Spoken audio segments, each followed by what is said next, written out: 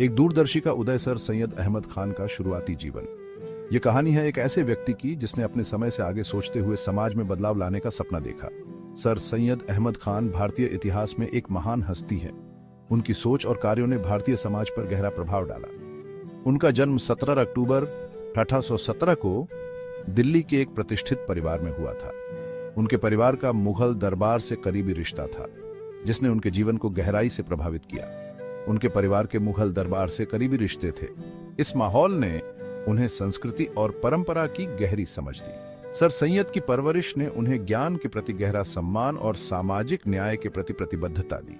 उनके परिवार ने शिक्षा को अत्यधिक महत्व दिया। छोटी उम्र से ही सर सैयद ने ज्ञान की प्यास दिखाई। वे हमेशा नई चीजें सीखने के लिए उत्सुक रहते थे। उनकी शुरुआती शिक्षा पारंपरिक इस्लामी विषयों पर केंद्रित थी। उन्होंने इस्लामी शिक्षा में गहरी रुचि दिखाई। उन्होंने अरबी, फारसी और धार्मिक अध्ययन में महारत हासिल की। ये विषय उनके बौद्धिक विकास के महत्वपूर्ण स्तंभ बने। हालांकि सर सैयद की बौद्धिक जिज्ञासा धार्मिक सीमाओं से परे थी। वे विभिन्न विषयों में ज्ञान प्राप्त करने के लिए हमेशा तत्पर रहते थे। उन्होंने गणित, विज्ञान और अंग्रेजी भाषा का भी अध्ययन किया। ये विषय उनके व्यापक दृष्टिकोण को और भी समृद्ध बनाते गए। सर सैयद की पारिवारिक पृष्ठभूमि और शिक्षा ने उनके विश्व दृष्टिकोण को आकार दिया। उनके परिवार ने उन्हें हमेशा उच्च आदर्शों की ओर प्रेरित किया। उनके परिवार की विरासत ने उन्हें अपने समुदाय के प्रति जिम्मेदारी का एहसास दिलाया। वे हमेशा अपने समुदाय की भलाई के लिए काम करने के लिए प्रेरित रहे। उनकी व्यापक शिक्षा ने उन्हें विविध विचारों से अवगत कराया और उनके प्रगतिशील दृष्टिकोण को बढ़ावा दिया। वे हमेशा नए विचारों और नवाचारों के लिए खुले रहे। इन शुरुआती अनुभवों ने एक सामाजिक सुधारक और शैक्षिक अग्रणी के रूप में सर सैयद की उल्लेखनीय यात्रा की नींव रखी। उन्होंने अपने जीवन को समाज में सकारात्मक बदलाव लाने के लिए समर्पित कर दिया। उन्होंने परंपरा और आधुनिकता दोनों के महत्व को पहचाना। वे मानते थे कि समाज को आगे बढ़ाने के लिए दोनों का संतुलन आवश्यक है। उन्होंने अपना जीवन भारतीय मुसलमानों को शिक्षा और प्रबुद्ध विचारों के माध्यम से ऊपर उठाने के लिए समर्पित कर दिया।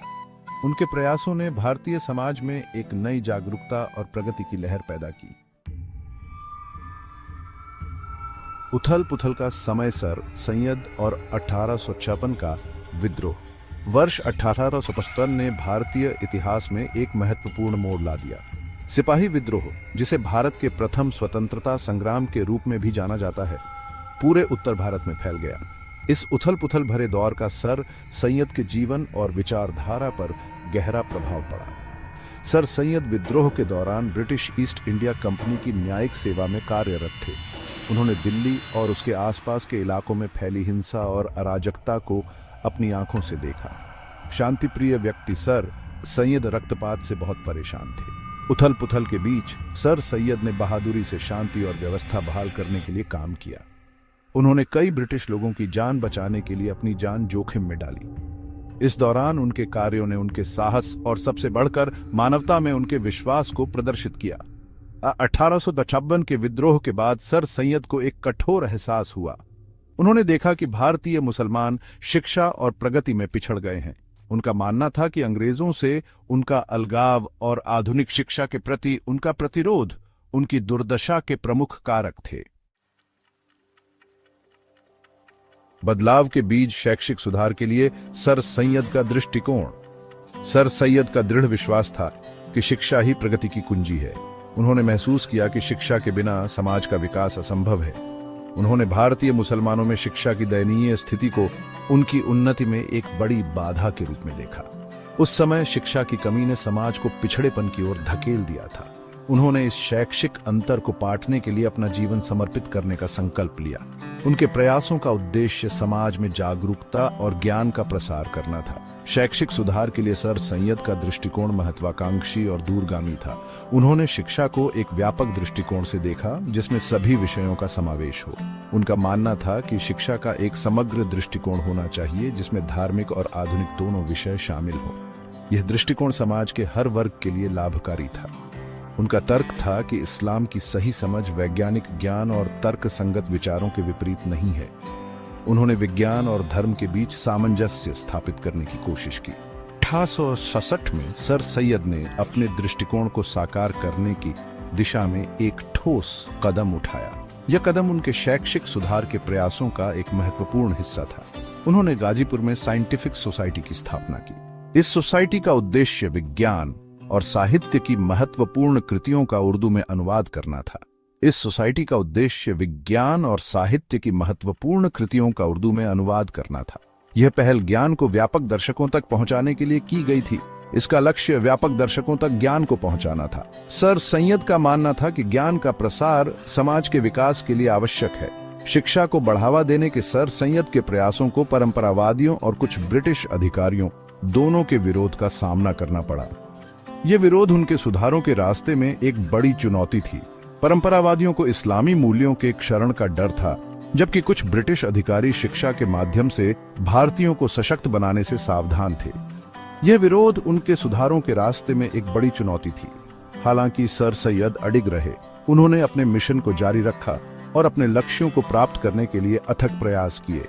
उन्होंने आधुनिक दुनिया की चुनौतियों का सामना करने के लिए भारतीय मुसलमानों को सशक्त बनाने में आधुनिक शिक्षा के महत्व की पुरजोर वकालत की।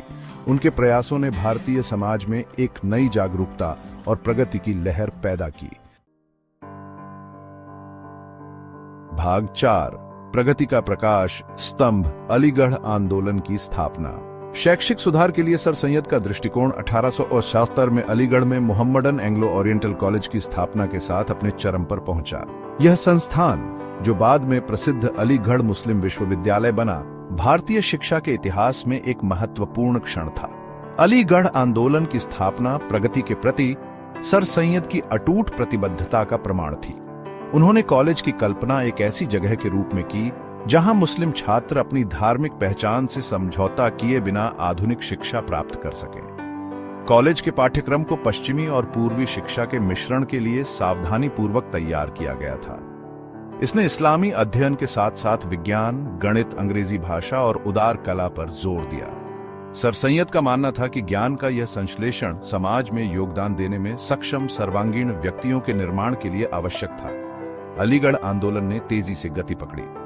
इसने पूरे भारत से प्रतिभाशाली छात्रों और शिक्षकों को आकर्षित किया। यह कॉलेज बौद्धिक चर्चा का केंद्र और भविष्य के नेताओं के लिए एक प्रजनन स्थल बन गया। शिक्षा के माध्यम से भारतीय मुसलमानों को सशक्त बनाने वाला एक संस्थान बनाने का सर सैयद का सपना साकार हो रहा था। भाग 5, रूढ़िवादिता को चुनौती, सामाजिक और धार्मिक सुधारों के लिए सर सैयद की खोज।